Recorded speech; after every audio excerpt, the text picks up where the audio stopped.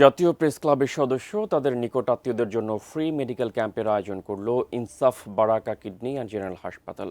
2 দিন ব্যাপী ক্যাম্পের শেষ দিনে সোমবার সকাল 9টা থেকে দুপুর 2টা পর্যন্ত চলে কার্যক্রম। ক্যাম্পটির উদ্বোধন করেন জাতীয় প্রেস ক্লাবের সভাপতি হাসান হাফিজ। বিশেষ অতিথি হিসেবে উপস্থিত ছিলেন বারাকা ফাউন্ডেশনের vice chairman professor doctor Ruhul Amin. ক্যাম্পে স্বাস্থ্যসেবায় হেলথ চেক আপ, ডায়াবেটিস এবং কিডনি সম্পর্কিত আরবিএস ও সিরাম ক্রিয়েটিনিন পরীক্ষা এবং চিকিৎসা সংক্রান্ত পরামর্শ বিনামূল্যে প্রদান করা হয়।